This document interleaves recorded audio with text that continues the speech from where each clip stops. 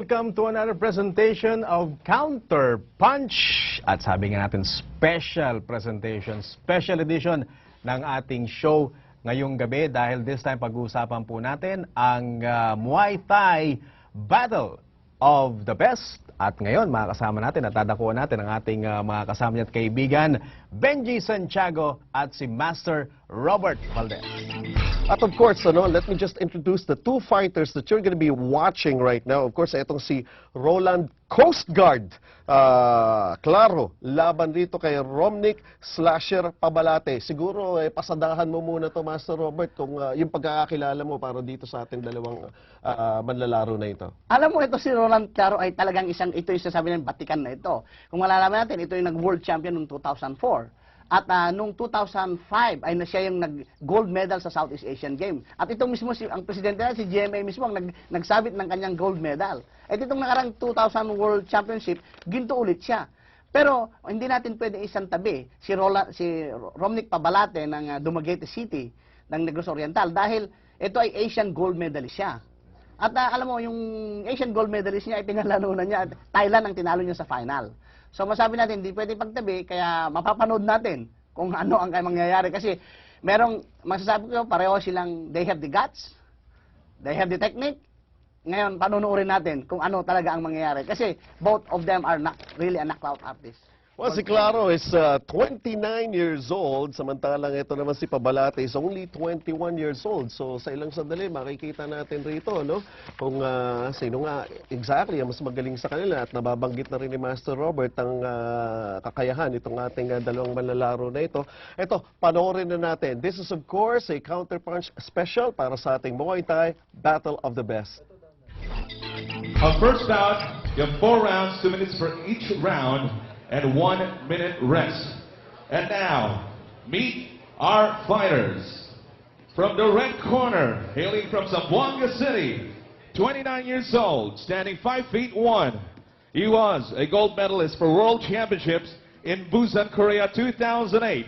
Also, a gold medalist 23rd SEA Games in Manila, Philippines 2005. Let's give it up for Roland Coast Guard Claro! Ito na, partner, si Roland Claro. Kita-kita mo naman ang build ng isang Muay Thai fighter, pare? Balance, right. Malaki yung lower body, malaki din yung upper body. Correct. From the blue corner, fighting out, Obabina, Negros Occidental. He's 21 years old, standing 5'3". Also, a bronze medalist for the 24th SEA Games in Nachosima, Thailand 2007. Also, a gold medalist for ASEAN Muay Thai Championships in India. Here's Romnick Slasher Pabalate. Here we go, partner. Ito na. Simula na ang bakbakan, partner, no? You were telling me about Romnick earlier. And our third man on the ring. Mabigat din ito. Mabigat din itong fighter na to. Oh, pare. This is a very good way to start the competitions, partner. Exactly. Judges at ringside. First of all, our first judge from Baguio City, Billy Alumno.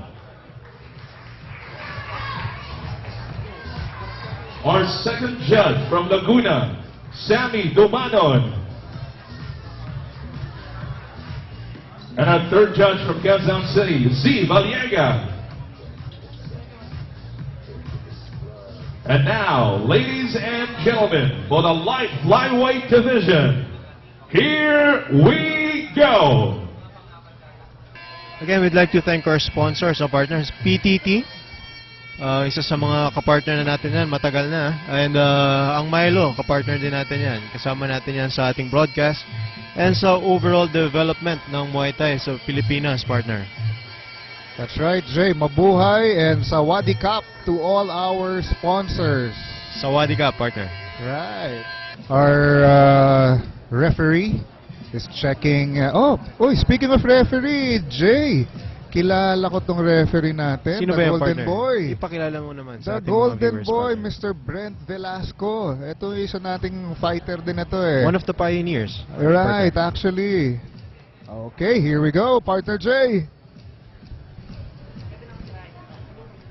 Okay, so crew Brent Velasco just gave the instructions to our two fighters. Here we go, ladies and Here we go, gentlemen. partner.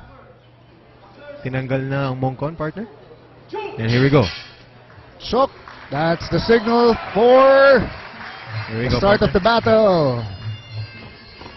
Oh, there's a flying push kick by Romnick, partner. No?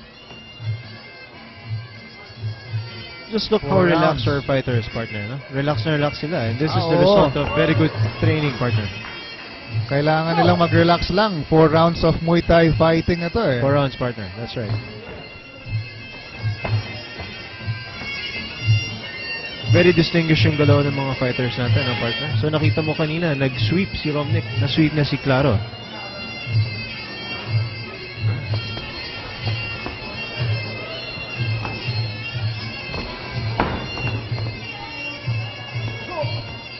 Maganda. Oy! Maganda ang pinapakita. Oh, no. Oh, no. That I was a think we have a knockout, knockout. partner. That's a knockout, partner. Oh, no. That was a very... I think we have a knockout. Oh, that was a roundhouse kick to the face, partner, no? I think they're summoning the medical team. Oh, no. I think they're summoning the medical team already, partner Jay. That was a kick in the head by Romnick, no, partner? Medyo bumaba yung kamay ni Roland Claro. I think the bout is over, partner. I think the bout is over. We have a win. We have a win. Tapos na agad, partner. And the medical team is checking yung status ni Roland Claro, partner. Jay, we have a winner via knockout.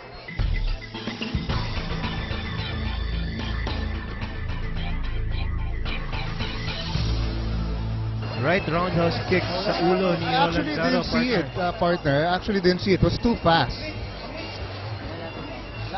It was too fast and it was very powerful. Very powerful, partner.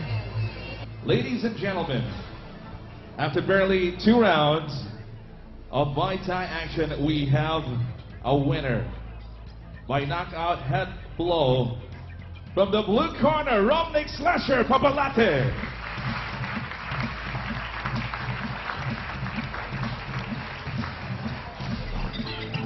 So yun, nakita natin, ano, grabe naman pala talaga ang aksyon dito sa Muay Thai. And of course, that's why, ito nga, gumagawa nga kami ng special at para makita rin ninyo, no, itong mundo ng kakaibang sport na ito. And of course, this is also a fight sport, no, na may tuturing natin. At ang nakita natin dito, of course, upset ang nangyari. Of course, a 29-year-old veteran na si Roland Coast Guard Claro, tinalo nga nitong si Romnick Slasher Pabalate. Pero doon sa nakita natin, Master Robert, ano, na laban na yun, anong basically napansin mo? Anong naging advantage nitong si Pabalate?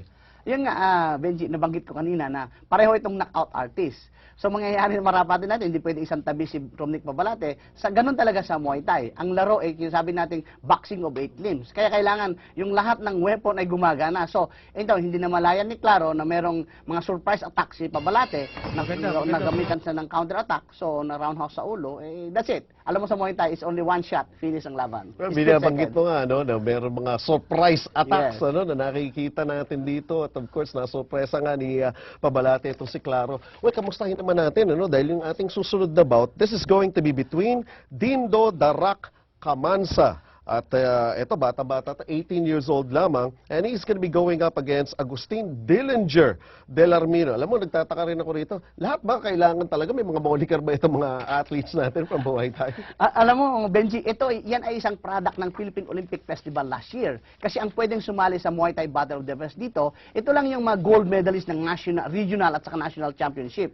At ngayon, nag-gold sila ng region last year. Kaya debut ito ng dalawang si Camansa at saka ni Del Armino dito sa Battle of the Best. Kaya makikita natin, yung galaw nila ay talagang napaka-agresibo pa. Pero mapapansin natin, kung compare kay Claro